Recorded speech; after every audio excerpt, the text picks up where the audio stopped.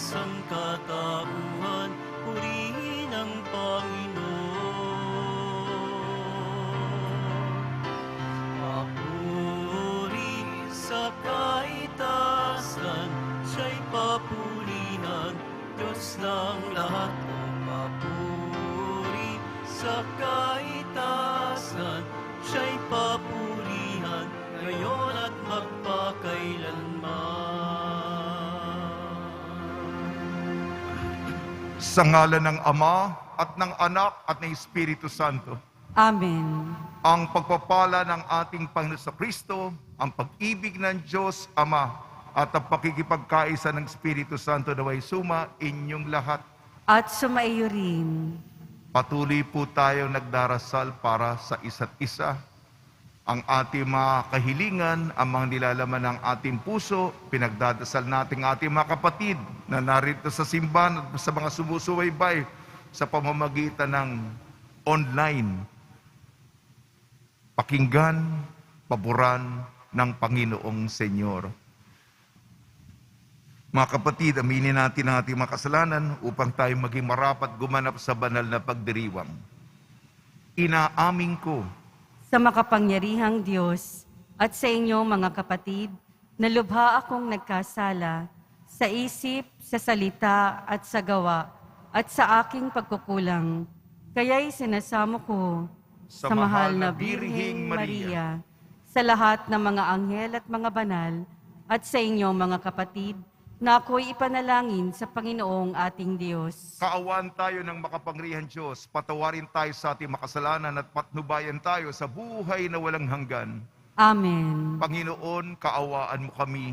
Panginoon, kaawaan mo kami. Kristo, kaawaan mo kami. Kristo, kaawaan mo kami. Panginoon, kaawaan mo kami. Panginoon, kaawaan mo kami. Manalangin tayo.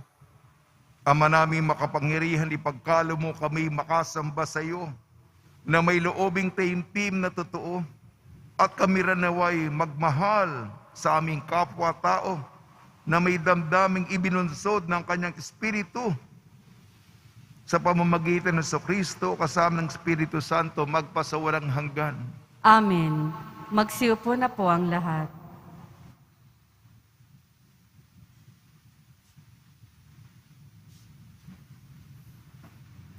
Pagbasa mula sa ikalawang aklat ni Samuel. Noong mga araw na iyon, natagpuan ng ilang kawal ni David si Absalom.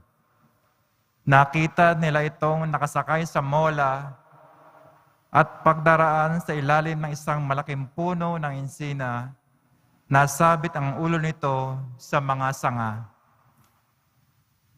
Siya'y napabitin at naiwan ng mola. Isa sa mga nakakita nito ang nagsabi kay Joab, "Nakita ko si Absalom na nakabitin sa puno ng insina." Pumili si Joab ng 3 sibat at isa-isang itinusok sa dibdib ni Absalom na nooy buhay pang nakabitin sa puno.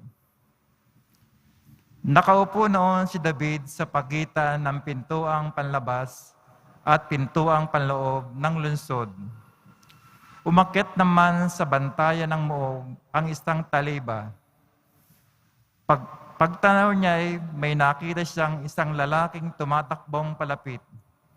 Tinawag niya na ang pansin ng hari tungkol sa kanyang nakita.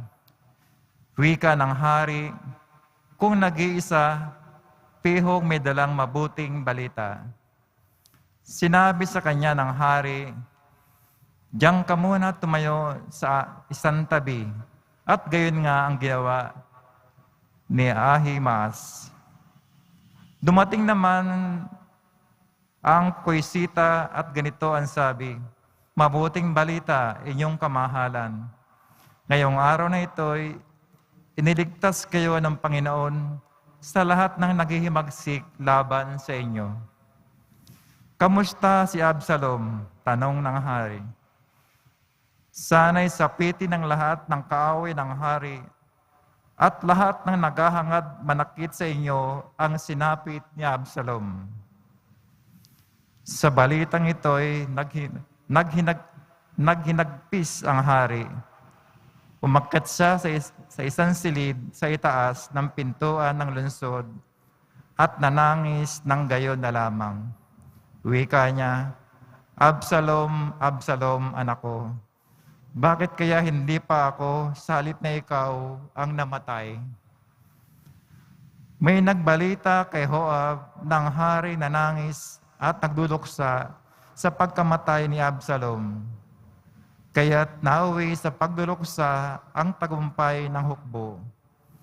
Nabalita ng mga tao na labis na dinamdam ng hari ang nangyari sa kanyang anak. Kaya't lihim silang pumasok sa lungsod para silang makawal na nahihiyang pakita sa madla dahil sa pagkatalo sa labanan. Ang salita ng Diyos. Salamat sa Diyos. Poon sa aking dalangin, ako sana'y iyong dinggin. Poon sa aking dalangin, ako sana'y iyong dinggin. Sa aking dalangin, ako iyong dinggin. Tugunin mo poon ang aking pagdaing. Ako'y mahina na at wala ng paningin. Yamang ako'y tapat, ingatan ang buhay. Lingkod mo iligtas sa kapahamakan, pagkat may tiwala sa iyo kailanman. Poon sa aking dalangin, ako sana'y iyong dinggin. Ikaw ang aking Diyos, ako'y kahabagan.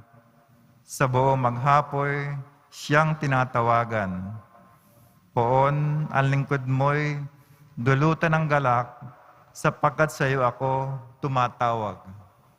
Poon sa aking dalangin, ako sana'y iyong dinggin. Mapagpatawad ka at napakabuti sa dumadalangin at sa nagsisisi. Ang iyong pag-ibig ay mananatili. Pakinggan mo poon ang aking dalangin. Tulungan mo ako, ako'y iyong dinggin. Poon sa aking dalangin, ako sana'y iyong dinggin. Magsitayo po ang lahat.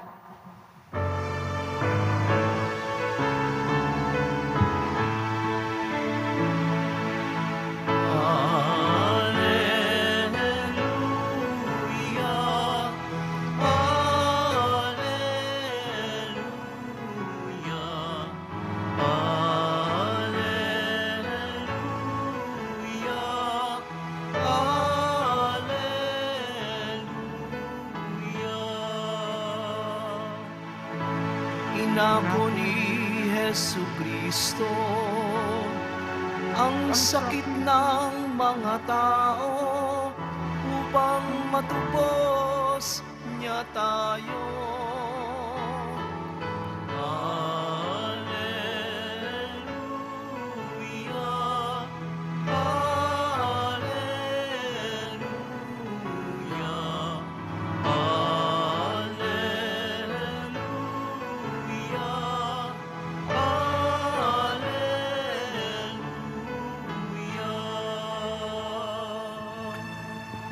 Sumainyo ang Panginoon. At sumaiyo rin. Ang mabuting balita ng Panginoon ayon kay San Marcos. Papuri sa iyo, Panginoon. Noong panong yun, muling tumawid si Jesus sa ibayo ng lawa ng Galilea, nakasakay sa bangka. Nasa baybay pa siya ng lawa ay pinagkalimpunan na siya ng maraming tao. Dumating ang isang lalaking nagngangalang Jairo, isang tagapamahala ng sinagoga. Pagkakita kay Jesus, siya'y nagpatira pa sa kanyang paanan at ang samo, agaw buhay po ang anak kong dalaga. Kung maaari, sumama kayo sa akin at ipatong ninyo sa kanya ang inyong kamay upang siya'y gumaling at mabuhay. Sumama naman si Jesus at sinundan siya ng napakaraming taong nagsisiksikan. Anupat, halos maipit na siya. May isang babae roon na 12 taon nang dinudugo at lubhang nahihirapan. Marami ng manggagamot ang tumingin sa kanya at naubos na sa pagpapagamot ang kanyang ari-arian. Ngunit hindi siya napabuti kahit kaunti, bagkus lalo pang lumubha. Narinig niya ang sinasabi ng mga tao tungkol kay Jesus, kaya't nakipagsiksikan siya hanggang sa makalapit sa likuran ni Jesus at hinipo niya ang damit nito, sapagkat sinabi niya sa sarili, mahipo ko lang ang kanyang damit ay gagaling na ako. Biglang tumigil ang kanyang pagdurugo at naramdaman niya magaling na siya. Naramdaman naman ni Jesus ang kapangyarihang lumabas sa kanya. Kaya't bumaling siya sa mga tao at nagtanong, sino ang humipo sa akin? Sumagot ang kanyang mga alagad, nakikita po ninyong nagsisiksikan ng napakaraming tao. Bakit itinatanong ninyo, sino ang humipo sa inyo? Subalit, patuloy na luminga-linga si Jesus, hinahanap ang humipo sa kanya, palibasay alam ng babae ang nangyari. Siya'y nanginginig sa takot na lumapit kay Jesus, nagpatira pa at ipinagtapat ang buong katotohanan. Sinabi sa kanya ni Jesus, anak, pinagaling ka ng iyong pananalig sa akin. Umuwi ka na ipanatag mo ang iyong kalooban. Lubusan kang magaling sa iyong karamdaman. Samantalang nagsasalita pa si Jesus, may ilang dumating mula sa bahay ni Jairo. Patay na po ang anak ninyo, sabi nila. Bakit na ninyo sasabihin sa guro? Hindi pinansin ni Jesus ang kanilang sinabi, sa halip ay sinabi sa tagapamahala, huwag kang mabagabag, manalig ka. At wala siyang isinasama kung hindi si Pedro at ang magkapatid na Santiago at Juan. Nang dumating na sila sa bahay ng tagapamahala, nakita ni Jesus, naggulong-gulo ang mga tao. May mga nanangis at nananaghoy. Pagpasok niya sa kanyang sinabi, bakit kayo nagkakagulo at nananangis? Hindi patay ang bata, natutulog lamang. Ngunit pinagtawanan siya ng mga tao. Pinalabas niya ang lahat, maliban sa ama't ina ng bata at ang 3 alagad. At sila'y pumasok sa kinaroroonan ng bata. Hinawakan niya ang kamay at sinabi, Talita kumi. Nang ibig sabihin, ineng, sinasabi ko sa inyo, magbangon ka. Pagdakay, bumangon ang bata at lumakad. Siya'y 12 taon na. At namangha ang lahat, mahigpit na ipinagbili ni Jesus na huwag ipaalam ito kanino man. At iniutos niyang bigyan ng pagkain ang bata. Ang mabuting balita ng Panginoon. Pinupuri ka namin, Panginoong Heso Kristo. Magsiupo na po ang lahat. Binabati po namin kayo sa pagpapala, pagbibindisyon, pagbibiyaya, pagkakaloob ng napakaraming grasya mula sa ating butihing Panginoong Senyor. Marami tayo mga kahilingan at isa sa mga kahilingan, kadalasan patungkol sa pamilya. Tayo mga Pilipino at ang mga Pilipino, napakahalaga ang pamilya. Ang ating mga sakripisyo, pagpupunyagi, kinakalimutan natin ang ating sarili, alang-alang sa pamilya. May anak, may kapatid, may pamangkin, tutulungan. Sa ating mahaba po, makukulay po ang mga kwento sa pagbasa. Unang pagbasa, pangalawang Samuel at Ebanghelyo ni San Marcos. Ukol sa pamilya ito. Ano ba? Kung ikaw ang tatay, yung anak mo, ano gusto mo? Magkasundo kayo? O maglaban kayo? Isipin nyo, nando kayo sa bahay ninyo. Ano yung kapaligiran? Pagkamuhi, murahan, galit, o pamilyang may pagbibigayan, may pagmamalasakit, may kapatawaran. Sa ating unang pagbasa, pangalawang Samuel, ito ang kamatayan ng anak ni David na rumibelde sa kanya. Anak, gustong maging hari, papatayin ng kanyang anak, ama, na si David. Etong si Absalom, ayan, tumatakas. Hinahabol ng mga general ni David. Magagaling yung mga general ni David eh. Pagtakas ni Absalom, nako, yung buhok niya naipit. Nahatak. Naipit dun sa mga sanga ng kahoy. Nakabitin siya. Aba, pagkakataon na ito, ang ginawa ng mga general ni David, may sibat, patay ka. At si David, naghihintay ng balita. Ang tanong niya, kamusta ang anak kong si Absalom? Ang sabi ng mga umulat, ang nangyari dun sa rebelde nun, kamatayan. Alam niyo ba ang reaksyon ni David?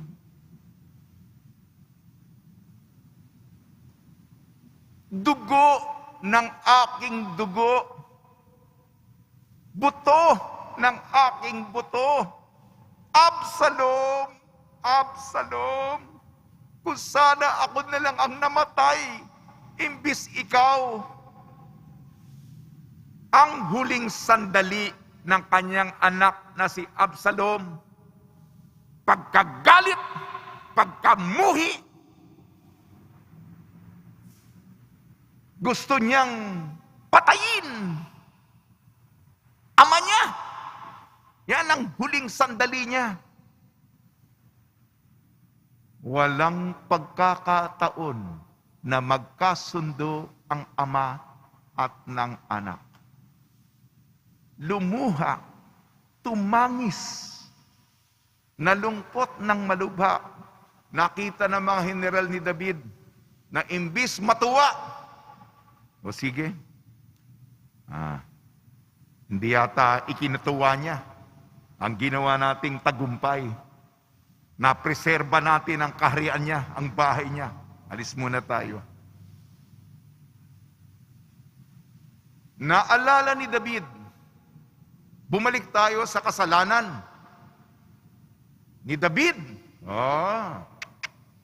May naliligong babae. Maganda. Pinatawag.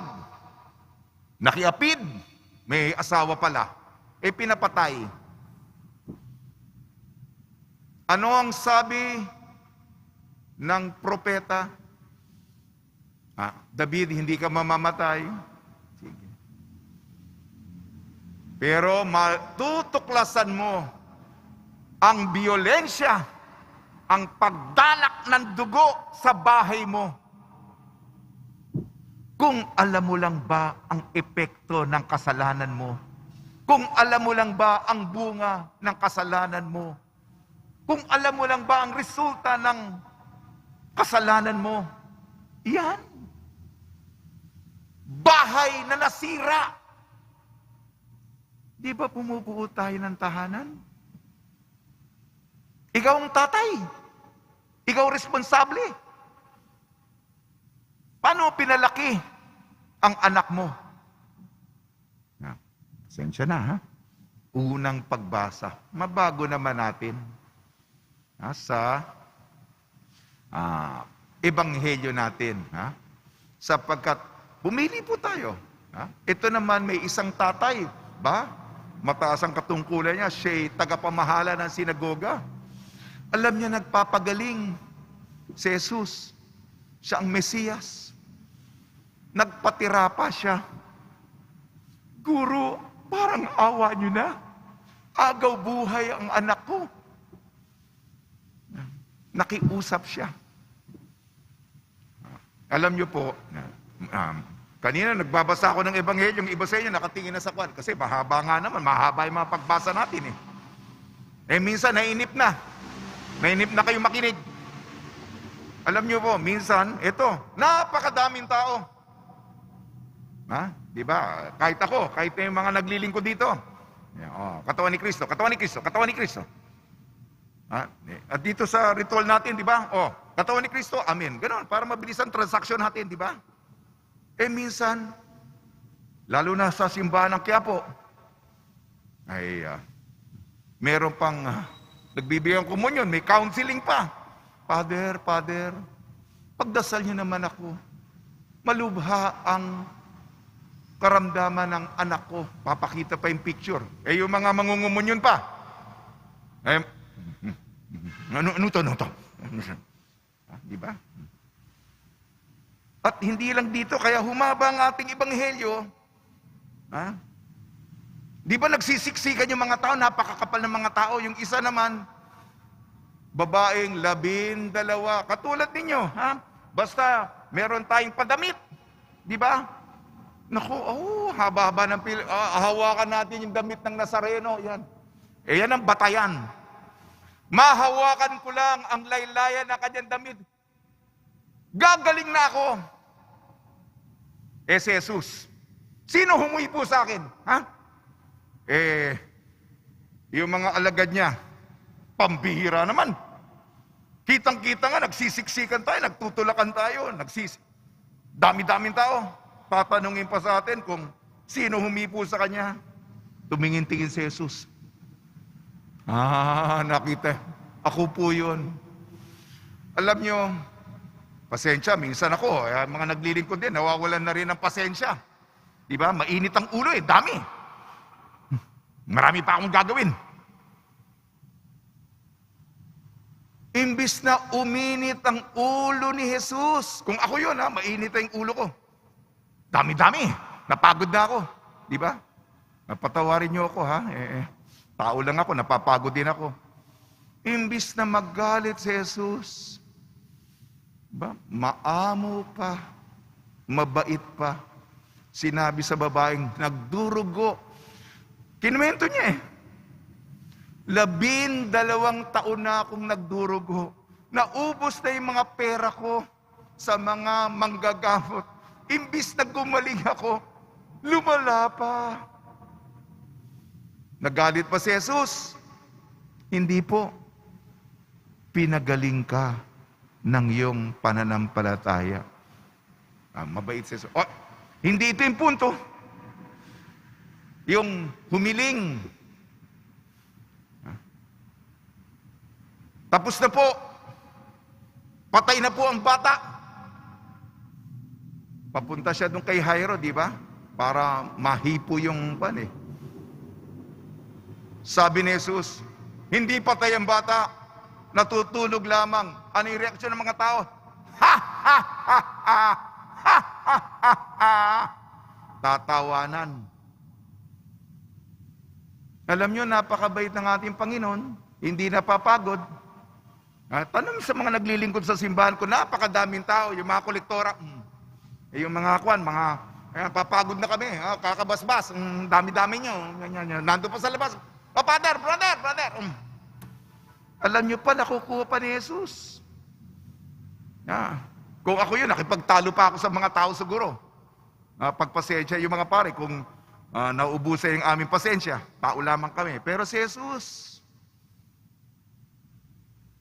lumabas muna kayo. Tapos itong pinakamatamis na bahagi ng kwento. Alam niyo po yung Biblia, nasali na ng maraming beses yan. Ginawang Tagalog para maintindihan natin. Pero yung original, hindi ito yung Hebreo, yung opisyal na lingwa, yung vernacular, yung salita nila, Aramaiko. Konti lang ang naiiwan.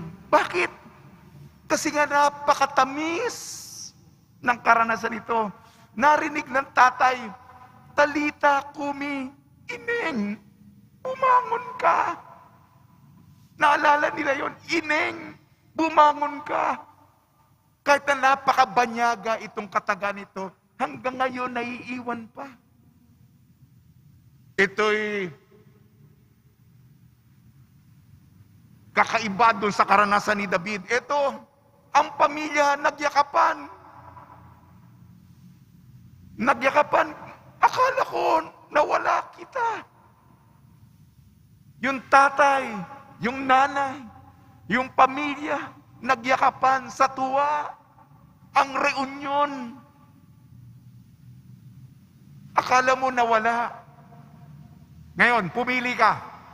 Wes, sa loob ng tahanan na mahal ka sa atin, ano, magpapakasasa ka sa sarap ng kasalanan na ang bunga ay pagkawarak, pagkabasag, pagkasira ng mga mahal mo sa buhay?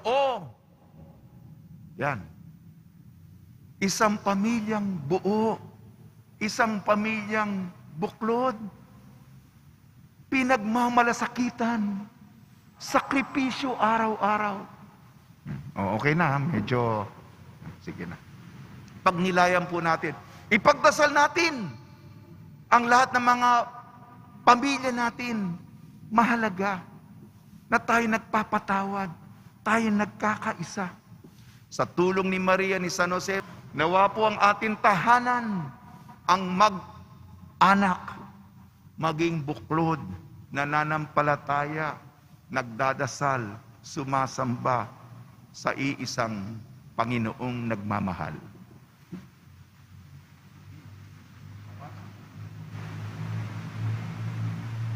Magsitayo po ang lahat. Minamahal ko mga kapatid, kalakip ang buong pananalig habang nananalangin tayo na may pananampalataya sa Diyos Ama, natutugunin niya ang ating mithiin. Tugon po natin, Panginoon ng buhay, akayin mo kami. Panginoon ng buhay, akayin mo kami.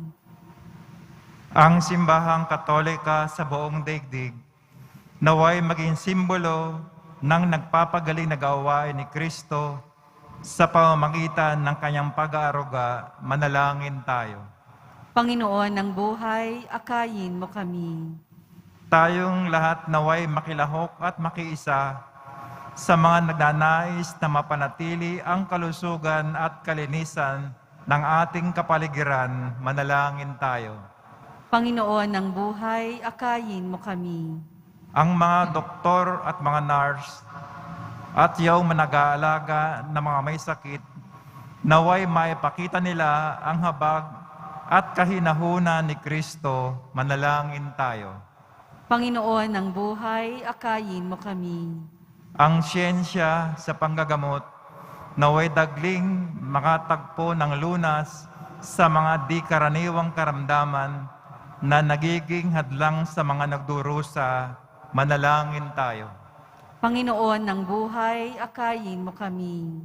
Makalangit na matulungan mo kami sa patuloy na manalig sa iyo at sumampalataya sa nagpapagaling na kapangyarihan ng iyong anak. Hiniling namin sa pamamagitan ni Kristo ang aming Panginoon. Amen. Magsiupo na po ang lahat.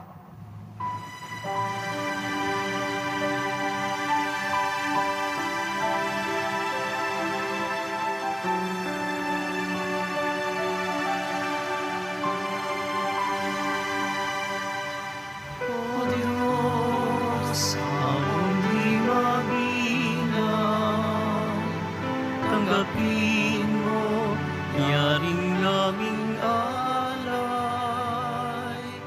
Gawin ito bilang tanda ng aming kaligtasan. Narito, O Ama, alak at tinapay,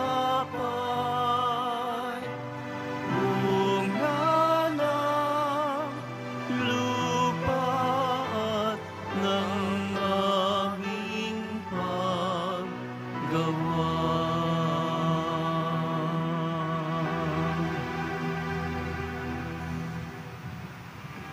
Magsitayo po ang lahat. Manalangin kayo mga kapatid upang ang ating paghahain ay kalugdan ng Diyos amang makapangyarihan. Tanggapin nawa ng Panginoon itong paghahain sa iyong mga kamay, sa kapurihan niya at karangalan, sa ating kapakinabangan at sa buong sambayanan niyang banal. Ama namin lumikha ang mga alin na ngayon aming inihahanda sa hapag na ito ng iyong dambana, ay iyong tanggapin at gawaran ng pagpapala upang mapagsaluhan namin ang kaligtasan mong ginawa sa pamamagitan ng Kristo kasama ng Espiritu Santo magpasawalang hanggan. Amen. Sumainyo ang Panginoon. At sumaiyo rin. Itaas sa Diyos ang iyong puso at diwa. Itinaas na namin sa Panginoon. Pasalamatan natin ang Panginoong ating Diyos. Marapat na siya ay pasalamatan. Ama naming makapangyarihan, tunay nga marapat na ikaw ay aming pasalamatan. Sa iyong paglingap at kagandang loob, ang tao'y nilikha mo at pinangasiwa sa sansinukob. Sa hangad mong siya'y iwastong lubos, siya'y pinagdusa mo sa kanyang pagtalikod. Sa iyong pagiliw, iyong ipinahintulot na makabalik siya sa pamamagitan ni Kristo Jesus. Kaya kaisa ng mga anghel na nagsisiawit ng papuri sa iyo nang walang humpay sa kalangitan, kami nagbubunyi sa iyong kadakilaan. Santo, Santo, Santo, Panginoong Diyos ng mga hukbo, napupuno ang langit at lupa ng kadakilaan mo, o sana sa kaitaasan. Pinagpala ang naparirito sa ngalan ng Panginoon, o sana sa kaitaasan. Magsiluhod po ang lahat. Ama naming banal, ikaw ang bukal ng tanang kabanalan. Kaya sa pamamagitan ng Espiritu, gawin mong banal ang mga kaloob na ito upang para sa amin maging katawan at dugo ng aming Panginoong Jesucristo. Bago niya pinagtiis ang kusang loob na maging handog, hinawakan niya ang tinapay, pinasalamatan kanya, pinaghati-hati niya yun. Iniabot sa kanyang malagad at sinabi, tanggapin ninyong lahat ito at kanin, itong aking katawan ay hahandog para sa inyo.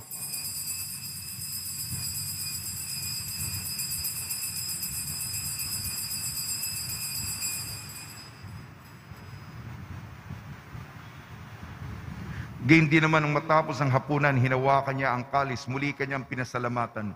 Inibot niya ang kalis sa kanyang malagad at sinabi, tanggapin ninyong lahat ito't inumin. Ito ang kalis ng aking dugo, ng bago at walang hanggang tipan. Aking dugo ni bubuhos para sa inyo at para sa lahat, sa ikapagpapatawad ng mga kasalanan. Gawin ninyo ito sa pag-alala sa akin.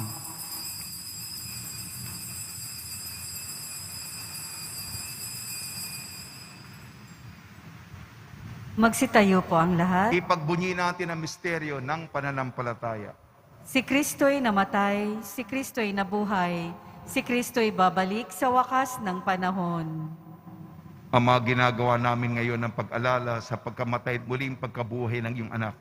Kaya't inialay namin sa iyong tinapay na nagbibigay buhay at ang kalis na nagkakaloob ng kaligtasan. Kami nagpapasalamat dahil kami minarapat na tumayo sa harap mo para maglingkod sa iyo. Isinasamo namin kami magsasalo-salo sa katawan at dugo ni Kristo ay mabuklod sa pagkakaisa sa pamamagitan ng Espiritu Santo. Ama, lingapin mo yung simbahang laganap sa buong daigdig. Puspusin mo kami sa pag-ibig kaysa ni Francisco na aming Papa at ni Jose na aming Obispo at ng Tanang Kaparian. Alalahanin mo rin ang mga kapatid namin na himlay na may pag-asang sila'y muling mabubuhay, gayon din ang lahat ng mga pumanaw. Pagdasal natin ang lahat ng mga yumao sa kapanahunan ng pandemya. Kaawaan mo sila at patuloyin sa iyong kaliwanagan. Kaawaan mo at pagdapatin kaming lahat na makasalo sa iyong buhay na walang wakas. Kaysa ng mahal na Birhing Maria na Ina ng Diyos, Nuestra Señora de la Buena Hora, ng kabiyak na puso niyang si San Jose, kaysa ng mga apostol, San Aloysius Gonzaga, San Sebastian, San Lazaro, San Roque, San Juan Bautista at ang lahat ng mabanal na namuhay dito sa daigdig ng kalugod-lugod sa iyo. May pagdiwang nawa namin ang pagpupuri sa ikararangal mo sa pamamagitan ng anak na aming Panginoong Jesucristo. Sa pamamagitan ni Kristo, kasama niya at sa Kanya, ang lahat ng parangal at papuri ay sa iyo, Diyos amang makapangyarihan, kasama ng Espiritu Santo, magpa sa walang hanggan. Amen. Sa tagubili naman nakakagaling na utos sa turo ni Jesucristo na Panginoon natin at Diyos, ipahig natin ng lakas loob. Ama namin, sumasalangit ka, sambahin ang ngalan mo, mapa sa amin ang kaharian mo, sundin ang loob mo, dito sa lupa para nang sa langit. Bigyan mo po kami ngayon ng aming kakanin sa araw-araw at patawarin mo kami sa aming mga sala para ng pagpapatawad namin sa nagkakasala sa amin. At huwag mo kaming ipahintulot sa tukso at iadya mo kami sa lahat ng masama. Hiniling namin kami iadya sa lahat ng masama. Pagkalooban ng kapayapaan, araw-araw iligtas sa kasalanan at ilayo sa lahat ng kapahamakan. Samantalang aming pinananabikan ang dakilang araw ng pagpapahayag ng tagapagligtas naming si Jesucristo. Sapagkat iyo ang kaharian at ang kapangyarihan at ang kapurihan magpakailanman. Amen. Panginoon Jesucristo, sinabi mo sa iyong apostol, kapayapaan ang iniiwan ko sa inyo, ang aking kapayapaan ibinibigay ko sa inyo. Tungyan mo ang aming pananampalataya at huwag ang aming mga pagkakasala. At pagkalooban mo kami na kapayapaan at pagkakaisa yun sa iyong kalooban, kasama ng Espiritu Santo magpasawalang hanggan. Amen. Mga kapatid, mga kaibigan, sumayo po ang kapayapaan ng ating Panginoon. At sumayo rin. Magbigayan po tayo ng kapayapaan sa isa't isa. Kordero ng Diyos na nag-aalis ng mga kasalanan ng sanlibutan, maawa ka sa amin. Kordero ng Diyos na nag-aalis ng mga kasalanan ng sanlibutan, maawa ka sa amin. Kordero ng Diyos na nag-aalis ng mga kasalanan ng sanlibutan, ipagkaloob mo sa amin ang kapayapaan. Magsiluhod po ang lahat. Ito ang kordero ng Diyos, ito nag-aalis ng kasalanan ng sanlibutan. Mapalad ang mga inayayahan sa kanyang piging. Panginoon, hindi ako karapat-dapat na magpatuloy sa iyo, ngunit sa isang salita mo lamang ay gagaling na ako.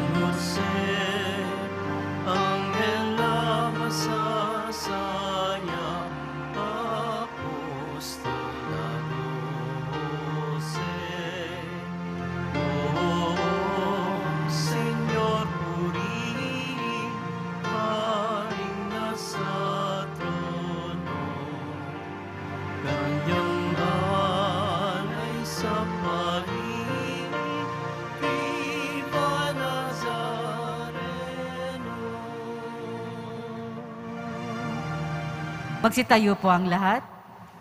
Manalangin tayo. Ama namin mapagmahal, kaming nagsipakinabang sa piging ng aming kinamtang kaligtasan ay humihiling ng iyong bigyang kaunlaran sa pananampalatayang wagas kailanman sa tulong ng panubos na ngayon iyong bigay sa pamamagitan sa Kristo kasama ng Espiritu Santo magpasawalang hanggan. Amen. Deboto ng kanilang mga kahilingan at dasalan, mahal na po ang Jesus Nazareno, iniyak mo sa pamamagitan ng krus ang walang maliw na pag-ibig ng Diyos sa sangkatauhan. Pakinggan mo ang kahilingan yung kanan nagsusumamo sa iyo. Makamtanawanin niyo ang inyong katugunan at tanggapin na kasagutan na may utang na loob na tinatanaw. Basbasan din po niyo mga daladala ng mga imahin at dasalan.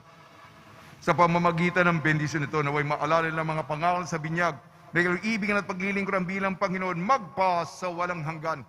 Sumayin niyo ang Panginoon. At sumaiyo rin. At pagpalain kayo ng makapangyarihan Diyos, Ama, Anak at Espiritu Santo. Amen. Paglayin po ninyo sa inyong pag-alis ang kapayapaan ni Hesus Kristo. Salamat sa Diyos.